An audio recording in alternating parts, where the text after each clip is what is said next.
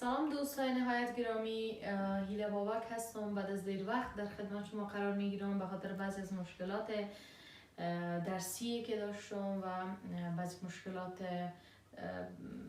که بر خودم پیش آمده بود نمیتونستم که ویدیوها را به شکل درست بر شما تهیه بکنم، ولی به خاطر تقاضاهای مکرری که از دوستا داشتم دوباره خواستم که بعضی از ویدیوها را تهیه بکنم تا مشکلاتی که وجود داره نزد دوستا حل شود. خب دوستان عزیز، به تعقیب ویدیوهایی که ما قبلا داشتیم، امروز میخوایم روی عضله قلبی و چگونگی نحو عمل کردش صحبت بکنیم دوستان.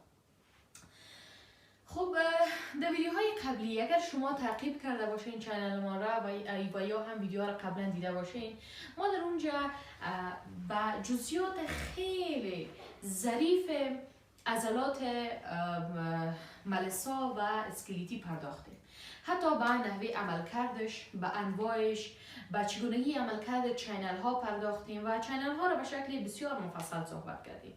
در بخش ترانسپورت به خاطر از اینکه چینل ها خیلی مهم هستند، خصوصا وقتی شما پیش میرین در سایتان و بخش فارماسی و بخش فارماکولوژی و اینا پیش میرین، شما تهیه دواها را، کسایی که از بخش فارماسی هستن و استفاده دواها را، نظر به فعالسازی، غیر فعالسازی، تشدید ساختن، سلو کردن و به این شکل عملکردهای مختلف روی خود چینل ها خواهد خواندید. بس پرحرفی نمی کنم. هدف از تمام صحبت های من است که کوشش بکنین او ویدیوها را به دقت ببینید تا به ذهن شما خاطر نشین شود. دوستان عزیز، مطالبی که ما میخوایم در این ویدیو همراه شما شریک بسازم، اولا خود عضله قلبی هست که چند نوع عضله قلبی وجود داره. خب وقتی میگم عضله قلبی، خودش یک نوع عضله است.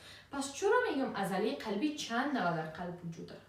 خود عضلات قلبی نظر به هدایت سیاله، نظر به انتقال سیاله، نظر به موقعیتشان و نظر به وظیفهشان در قلب به 3 بخش تقسیم میشه.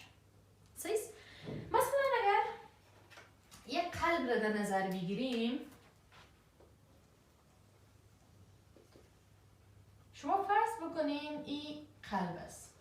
البته قلب شما این قلب نیست و خطا نشین، این فقط قلب است که من روی تخته رسم میکنم. خب عضلاتی که در اوزینات قرار دارن، اینا رو به نام عضلات اوزینی یاد کرده میتونیم. در اتریال ها قرار دارن و اونایی که در بخش بوتینات یا ونتریکل ها قرار دارن به نام خودشان مسمى میشن. و فایبرهای عضلی و یا هم نسج‌های عضلی که در نواحی انتقالی یا هدایت کننده قرار دارن، اونا را به نام فایبرهای عضلی کاندکتیو یا هدایت کننده یاد میکنن. درست است؟ اونا چی میکنن؟ هم سیاله تولید کرده میتونن، هم سیاله انتقال داده میتونن، هم سیاله پذیرفته میتونن. که عمده‌ترین اشکال زیر ما میتونیم مثلا SE نود در نظر بگیریم، AV نود در نظر بگیریم، پارکنجی فایبر در نظر بگیریم و به این شکل left و right بندل برانچ ها در نظر بگیریم. درست است؟ که هم یک بخش از اینمی عضلات هست. خب دوستان عزیز، این شد تایپ ازی. نه تنها، البته گفته میتونیم که این عضلات به خاطر ازی تقسیم بندی شدن، به خاطر ازی نامگذاری شدن، چون نه تنها موقعیتشان فرق میکنه بلکه نحوه عملکردشان هم فرق میکنه. خب دوستان، عنوان دیگه که من میخوایم روش صحبت بکنم اون استراکچر عضله قلبی است. اون عضله قلبی مثل عضله ملسه هست یا مثل عضله اسکلیتی هست، زیزون داره، نواحی روشن داره، نواحی تاریک داره و سارکومرها داره. چی داره عضله قلبی؟ اگر ما به کوچکترین واحدهای عضله قلبی مراجعه بکنیم، زیاد فرق با عضلات اسکلیتی نداره، چون نحوه عملکرد و ایجاد اکشن پتانسیل در عضلات به شکل یکسان هست. ولی اگر ما یک منظره ماکروسکوپیک از این در نظر بگیریم، یعنی کمک این از منظره بزرگتر ببینیم، پس شما میبینید که عضلات به شکل یا حجرات ازی به شکل موازی در کنار هم قرار دارند. یک قسمت از نسج زیره اگر ما در نظر بگیریم اینا به این شکل قرار دارن حجراتش. یک حجره با حجره دیگه توسط یک دیسک وصل میشه. خب نواحی تاریک در عضله ملسا امی دیسک ها هستن. اینا رو به نام intercalated discs یاد میکنن. intercalated disc ها دارای مقدار زیاد از، خب اینا را می نویسم intercalated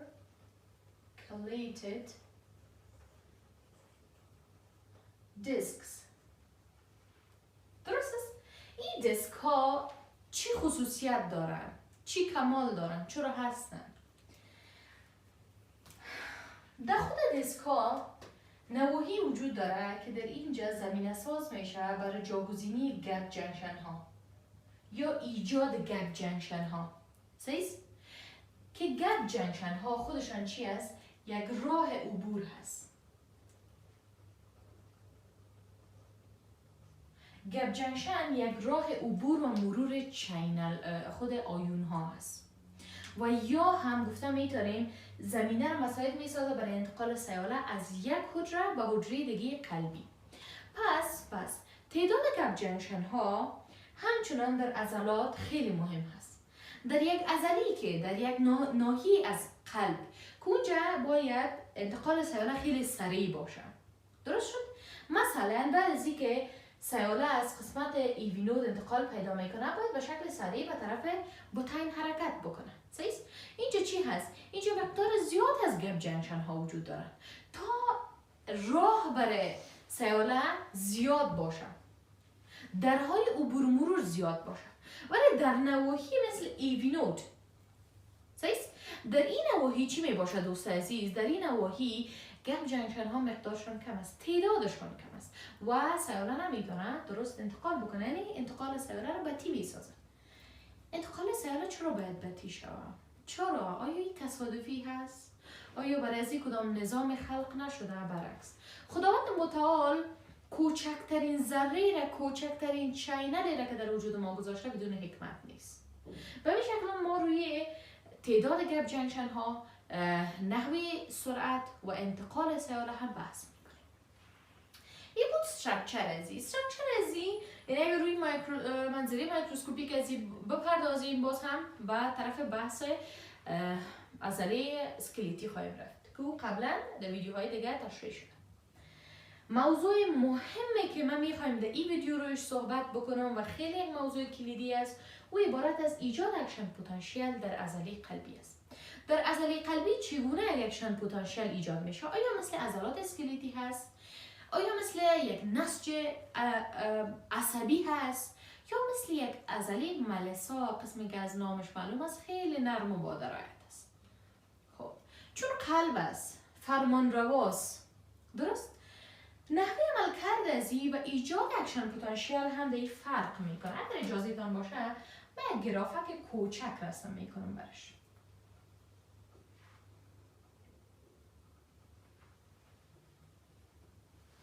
درست شد؟ شما فرض بکنین که اگر این قسمت عضله، اگر این قسمت از گراف ما منفی 70 میلی ولت را نشان بده، به می شکل آهسته آهسته به طرف مثبت میریم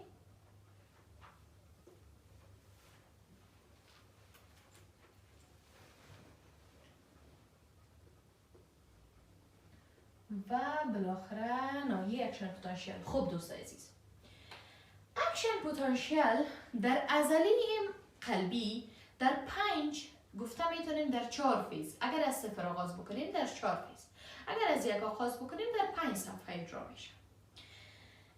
اگر شما یک عضله را در نظر بگیریم، فرض بکنیم یک مقطع عضله است که به اینجا برداشته میشه. این عضله فعلا خواب است، در حالت استراحت است. این حالت نیست که ما شما مردیم، این حالت هست که هنوز برش سیاله نرسیده، ممکن یک استراحت کوچک قلبی است. زمانی که قدمه وارد میشه، این قدمه از کجا وارد میشه؟ قدمه هایی که در قلب ایجاد میشه یا تقلصی که در قلب میشه مدیون اعصاب ما، مدیون سیستم عصب مرکزی و یا هم ستون فقرات یا هیچ جای دیگه نیست. البته اعصابی که از ستون فقرات خارج میشه هیچ نیست. به خاطر از اینکه اگر شما متوجه شده باشین در زمانی که پیوند قلبی صورت میگیره اکثرا قلب میتونه بر مدت بسیار زیاد خارج از محیط داخلی بدن در یک محیط خاص نگهداری شود و حتی ای از یک منطقه به منطقه دیگه انتقال داده شود برای یک مریض. چرا؟ اونجا خونی اعصاب است، نگشت‌های عصبی است، هیچ چیز نیست. به خاطر از این خداوند متعال برای قلب یک نعمت بزرگ عطا کرده که او را به نام SANO یاد میکنن. SANO یک نوع نسج یا هم تیشوی هدایت کننده، هدایت دهنده و هدایت پذیر هست. تمام نسج ازی را اگر ما در نظر بگیریم، عضلات ازی و حجراتی که در داخل ازی قرار داره، مثلا اگر یک SANO را ما به این شکل در نظر بگیرم، خیلی نقطه کوچک ما به این شکل در نظر بگیریم، حجرات ازی از همدیگه به فاصله بسیار دور قرار داره.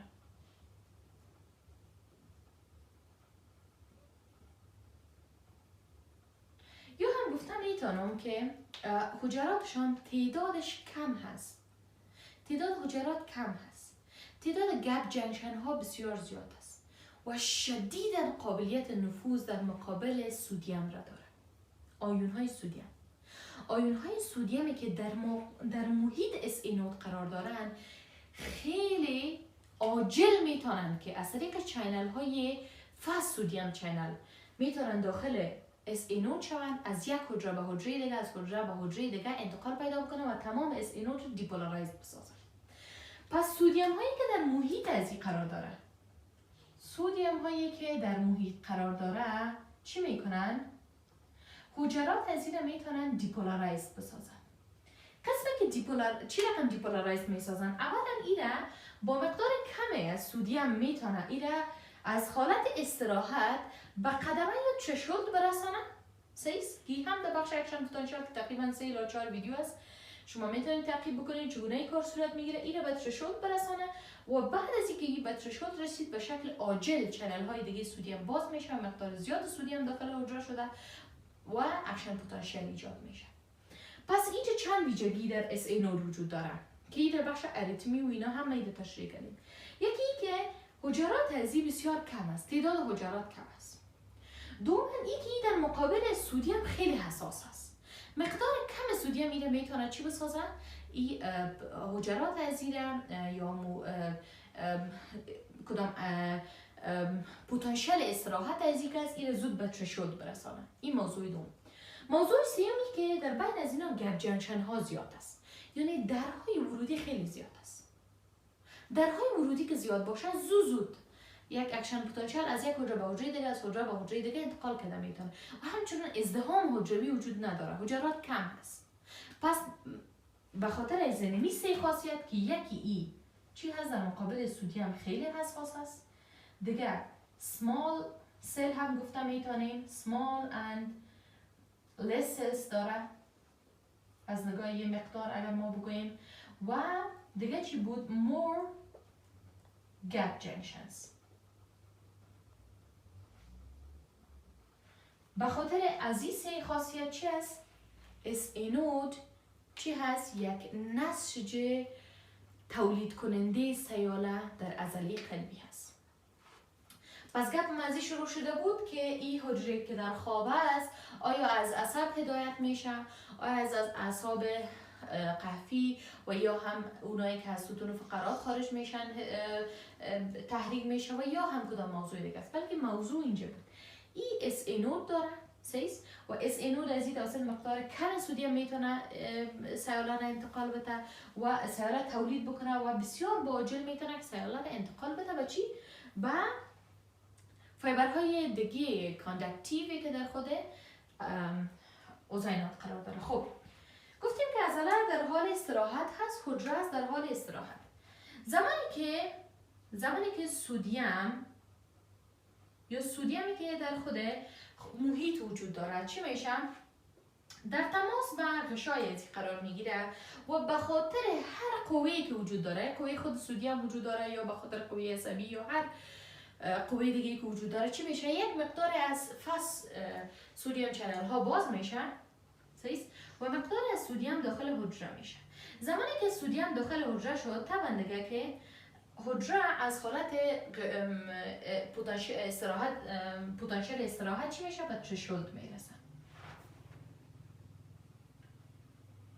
خب خط ترشولد ماست. بعد ترشولد میرسه تا حال خواب بود. فرض کنین حتی در منفی 100 بوده یا پایین تر. توسط یک چند آیون از سودیم این به ترشولد میرسه. وقتی به ترشولد میرسه چی میشه؟ در منفی 70 یا منفی 60 یا منفی 80 این آغاز به دیپولارایزیشن میکنه. یعنی چی؟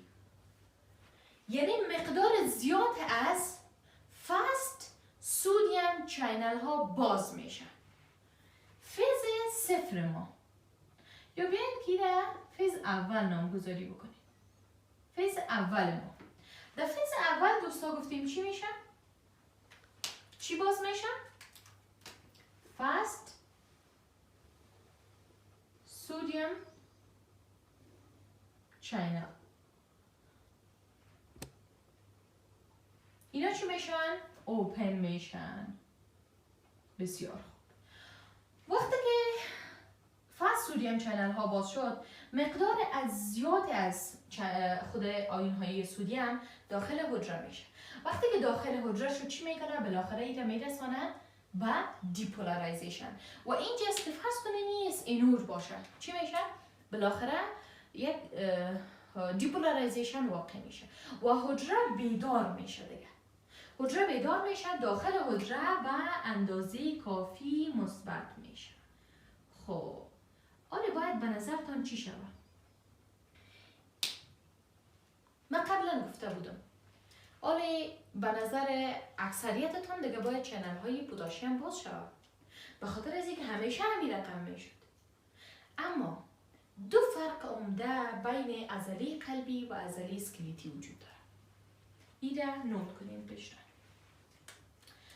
فرق های عمده که وجود داره چی هست؟ فرق اول چیز دوستان، فرق اولی است که زمانی که چینل های سودیم باز میشه و داخل حجره به اندازه کافی مثبت میشه یک تحول عجیب در داخل حجره واقع به وجود میاد. اون تحول عجیبی است که غشای حجره عضله قلبی در مقابل چینل های پتاسیم قابلیت نفوذ خود پایین میاره. یعنی حال دیگه اجازه نمیده که چی شود؟ پتاسیم از حجره خارج شود. فرض بکنید ما یک کلکین داریم، درست است؟ از این کلکین مقدار زیاد از سودیم ها داخل میشه. سودیم هایی که داخل میشه و حجره را داخل اتاق را پر از چارج های مثبت میسازه باعث میشه که آهسته آهسته باز شدن درها را برای پتاسیم چی بکنه؟ کم بسازه. یعنی پتاسیم بسیار کم از حجره خارج شود. این فرق اول هست. در حالی که در عضله قلبی عضله اسکلیتی رقم نبود. برعکس پتاسیم زیاد میتونست از حجره خارج شود. پس میگیم چی میشه؟ کاهش قابلیت نفوذ است. کاهش قابلیت نفوذ در برابر آیون یا آیون‌های پتاسیم. خب به نظرتان وقتی پتاسیم ذخیره شود، وقتی پتاسیم در حجره بانه، پتاسیم هم خارج نشد، سودیم هم خود داخل مانده، سودیم های زیاد داخل مانده، در مقابل از این ما چارج های مثبت پتاسیم را به رنگ آبی نشان میدم. سیست؟ این هم داخل مانده. پس داخل حجره زیاد مثبت شد. هیچ راه به ریپولارایزیشن نمانده. در کنار از این یک کار دیگه هم میشه. در کنار از این یک کار دیگه هم میشه که خروج سودیم رخ میده. خب شما بگوین شکر خدایا بالاخره سودیم خارج شد. اما نه، سودیم میگه من با آسانی خارج نمیشه. با خروج من مقدار زیاد از کلسیم داخل حجره خواهد شد که چارجش 2 برابر چارج سودیم هست. یعنی اینجا یک نوع چینل هاست که به نام کلسیم سودیم چینل یاد میشه و این چینل ها چی میشه؟ باز میشه. چینل های کلسیم سودیم که باز شد چی میشه؟ داخل حجره مثبت‌تر میشه. پس و این معناست که حجره هیچ راه برای ریپولارایزیشن سریع نداره. حجره هیچ راه برای ریپولارایزیشن سریع نداره. بنان به خاطر ماندن چارج مثبت داخل حجره چی میشه؟ به یک صفحه هموار میره و زود ریپولارایز نمیشه. سیست؟ پس در فیز اول ما میگیم که فاست سودیم چینل ها باز شد. سیست؟ باید چی صورت بگیره دوستان؟ اینجا باید ریپولارایزیشن به هر رقمی که میشه صورت بگیره. اما این ریپولارایزیشن چطور باید صورت بگیره؟ باید حداقل چارج های مثبت از حجره خارج شود. اما این چارج های مثبت ببینید، البته این موضوع نگفته نمانه که فاست سودیم چینل ها فقط برای 1/1000 حصه یک ثانیه باز میمونه.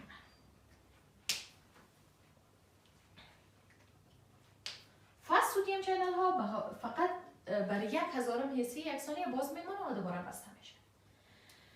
فیز دوم که این قسمت است.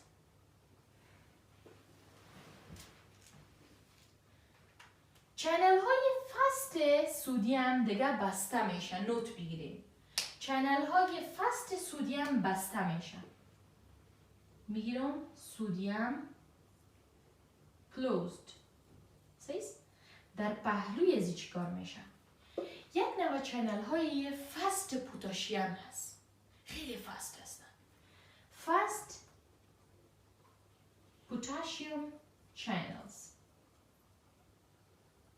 اینا چی میشن؟ باز میشن. اوپن میشن. ولی به خاطر ازی که قبلا گفتم قابلیت نفوذ خود غشای حجروی عضله قلبی در مقابل پوتاشیم خیلی کم هست، اینا هم فقط برای 1/1000 حصه یک ثانیه باز میمانن و دوباره بسته میشن. سیست؟ اینمی بازماندن ازی فقط به خاطر 1000 حصه یک ثانیه چی میکنه؟ یک کمکی از پتانسیل عملی که به شکل قلبی یا به شکل موجی به وجود آمده میکاهه. یک کمک کمش میسازه. مثلا میاریشه به 0. سیست؟ اما شما باید نستون سوال پیدا شود که چطور این مستقیم به طرف پایین نمیایه؟ یعنی وقتی ما میگیم که چینل های فاست پوتاشیم باز شده، پس این باید به این شکل بیاید. اما اینو میبینیم که دوباره چی شده؟ به یک صفحه هموار رفته، به یک صفحه طولانی رفته و این صفحه دوستا 0.2 تا 0.3 ثانیه دوام هم میکنه. 0.2 الی 0.3 ثانیه دوام هم میکنه این صفحه هموار. درست است؟ مثلا این صفحه هموار میتونه در اوزینات باشه و اجازه بده که اوزینات خوب دیاستول خود را به شکل مکمل انجام بدن، یا مثلا میتونه بر بطینات باشه که اونا میتونن سیستول خود را به شکل درست انجام بدن و تکمیل بسازن سیستول خود را. درست است؟ پس بر 0.2 الی 0.3 ثانیه چرا ریپولارایزیشن واقعی نمیشه؟ هنوز هم حجره در یک حالت اینیشیال و یا هم یک ریپولارایزیشن ابتدایی وجود داره. این به خاطر چی است؟ این ما فیز سوم نام میگذارم. سیست؟ در اینجا چی میشه دوستا؟ اینجا چینل های فاست پوتاشیم بسته میشه. این که بسته شد از ریپولارایزیشن سریع جلوگیری میشه. این کار اتفاق نمیفته. صحیح؟ در پهلوی ازی چی میشه؟ کلسیوم، سودیم، چینل ها باز میشه و اینا به مدت 0.2 تا 0.3 ثانیه باز باقی میمانه. درست شد؟ به خاطر از این است که اینا یک صفحه هموار را تجربه میکنن و اجازه میده به بطینات که درست تخلیه شود، سیستول به شکل کامل صورت بگیره، یا اجازه میده به اوزینات که درست بطینات را پر کرده بتونه، و یا هم ممکن به ایوینوت اجازه میده تا که سیاره را بر 0.1 ثانیه استک بکنه و انتقالش نده. این صفحه هموار خیلی به درد بخور است. قسمی که همیاله براتون گفتم. خب صفحه سیام هم دیدیم که چی کار شد. حالا دیگه آستا چی میشه؟ باید چینل ها بسته شود. مثلا ریپولارایزیشن باید واقع شود. در ناحیه که ریپولارایزیشن واقع میشه، قبل از اینکه ریپولارایزیشن به شکل کامل صورت بگیره، در اینجا چی میشه دوستان؟ یکی چینل های کلسیم که قبلا باز شده و مقدار زیاد کلسیم را داخل کرده، این دیگه کلوز میشه. چون 0.3 ثانیهش مکمل شد. اینجا دیگه 0.3 ثانیه که حد اخیرش از تکمیل شد. اینا کلوز میشه در پهلوی زی. این کافی نیست برای یک ریپولارایزیشن کامل. باید مقدار زیاد از پتاسیم باز هم از حجره خارج شود تا داخل حجره دوباره به طرف منفی شدن بره. به خاطر ازی سلو پتاسیم چینل اوپن میشه و اینا برای مدت زیاد اوپن باقی میمونن، مثلا 10 حصه 1 ثانیه. پس گفته میتونیم که در فیز چهارم یا در صفحه چهارم چی میشه؟ بالاخره یک ریپولارایزیشن واقع میشه و حجره آهسته آهسته به طرف منفی شدن میره تا بالاخره چی میشه؟ به شکل کامل ریپولارایز میشه و در صفحه پنجم بدون تشریح نیاز نیست که من بگویم در اینجاست که تمام پتاسیم، مقدار کافی پتاسیم از حجره خارج شده، سودیم از حجره خارج شده، دخول کلسیم بند شده، دخول سودیم بند شده و این شکلی است که چی میشه دوست عزیز؟ یک اکشن پتانسیل واقع میشه. این گراف قلب نیست دوستان، فقط یک اکشن پتانسیل عضله قلبی است. صحیح؟ او را با این اشتباه نگیرید. خب آمدیم به کندکشن، هدایت. خب دوستا، قبل از اینکه من روی هدایت صحبت بکنم بهتر شما بفهمید که چی وقت کدام چنل باز و بسته میشه. چون در بخش اریتمی های قلبی که شاید 3-4 ویدیو بعد ما روی اریتمی های قلبی صحبت بکنیم، روی گراف چگونگی گراف قلبی چطور نظر و حرکات قلبی گراف تولید میشه، این چنل ها خیلی مهم هستن. خب این موضوع تمام شد، میایم روی هدایت. سیاله ایجاد شده از SA نود به AV نود و بالاخره انتقالش به تمام قلب خیلی ها ارزش داره، ولی ما روی او چیزاش بس نمی کنیم چون ویدیوی ما یک ویدیوی معرفی عضله قلبی هست. بعدا ما به جزئیاتش پرداختیم. فعلا میخوایم به شکل مقایسه‌ای کارش بکنیم. اگر ما یک عضله قلبی را در نظر بگیریم، عضله قلبی یا کاردیاک مسل را در نظر بگیریم با مقایسه یک اسکلتال مسل، که انتقال سیاله یا سرعت انتقال سیاله یا هدایتش، هدایتش چگونه هست؟ پس میگیم این 1/10 هست، یعنی 10 مرتبه سلوتر هست. تیز نیست دوست عزیز، سلوتر هست. و به می شکل اگر کاردیاک مسل را با یک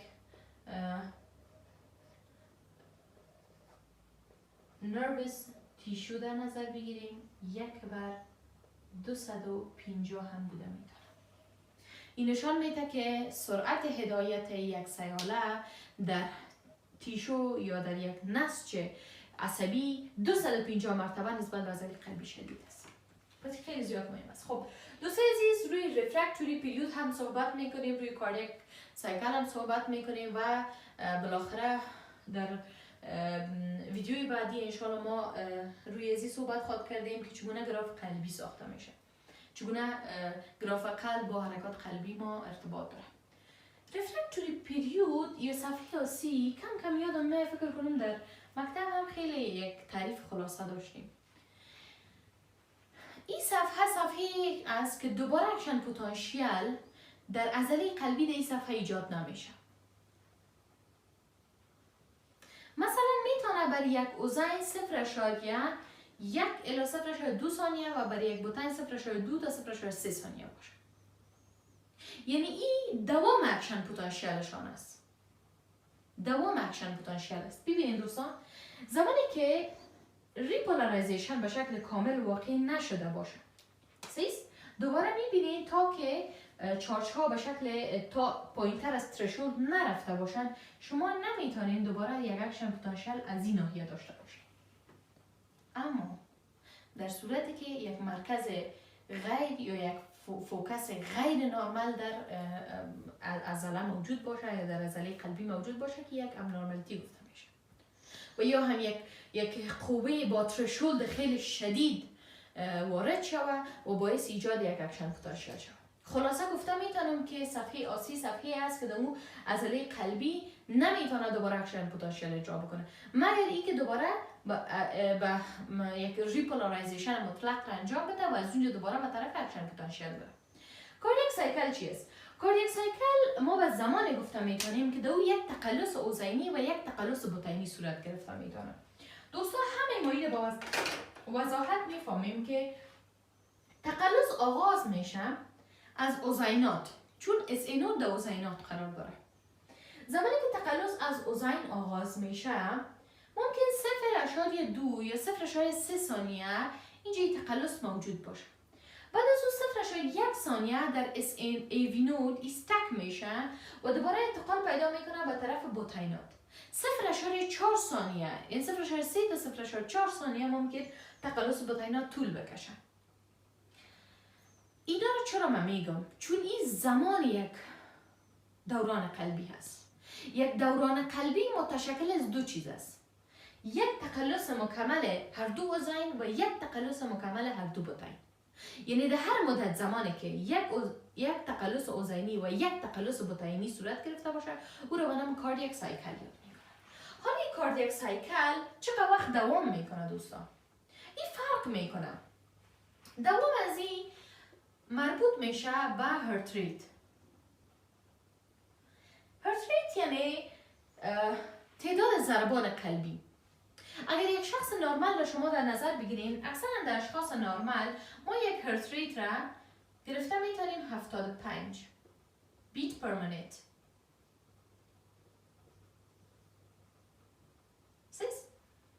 اگر هر کاردیاک سایکل فقط یک تقلص در یک تقلص اوزینی و یک تقلص بوتینی بوده باشه، پس بیایم که محاسبه کنیم در یک دوران قلبی چقدر مدت زمان به کار میره یا چقدر وقت نیاز است تا یک دوران قلبی اجرا شود. اگر هارت ریت ما چقدر باشه؟ 72 باشه. اگر 72 بیت پر منیت بگیریم یا این رقم بگیریم که در یک دقیقه 72 بیت صورت میگیره، این مساوی میشه با کاردیاک سایکل چون ما گفتیم کاردیاک سایکل ما که است مربوط به هارت ریت میشه. پس اینا اگر شما اینو تقسیم بکنید مساوی میشه با 0.8 سکند که 0.4 سکند از این مربوط میشه به تقلص بوتینات. 0.1 سکند از این بس تک شدن سیاله در ایوی نود است که ایوی نود بعد 0.1 ثانیه امو سیالی که از اوزینات آمده او را اجازه نمیده مستقیم به بوتینات برسه، بل 0.1 ثانیه را در خود نگه میداره و متباقی وقتی که باقی میمانه 0.2 تا 0.3 ثانیه این چی از تقلص اوزینی هست که در بین از این تقلص یا ایجاد سیاله از اس نود هم شامل است. خب دوستان عزیز، ما امروز روی عمومیات صحبت کردیم. به خاطر از اینکه ویدیو زیاد طولانی نشه ما ECG را شامل نکردیم. انشالله که در ویدیوی بعدی ما روی مکانیزم عملکرد SA نوت هم صحبت میکنم و روی ازی هم صحبت میکنم چگونه سیاره قلب پیدا میکنه و چگونه قلب توسط کدام مکانیزم ها کنترل میشه. دوست عزیز، به خاطر دانستن معلومات بیشتر یا گرفتن معلومات بیشتر در مورد فیزیولوژی عضله قلب شما میتونید ویدیوهای ما رو تعقیب بکنین و اگر میخواین که در مورد عضلات دیگر بدانین که ما قبلا رویش صحبت کردیم میتونین ویدیوهای قبلی ما رو هم تعقیب بکنین. تشکر از توجهتان.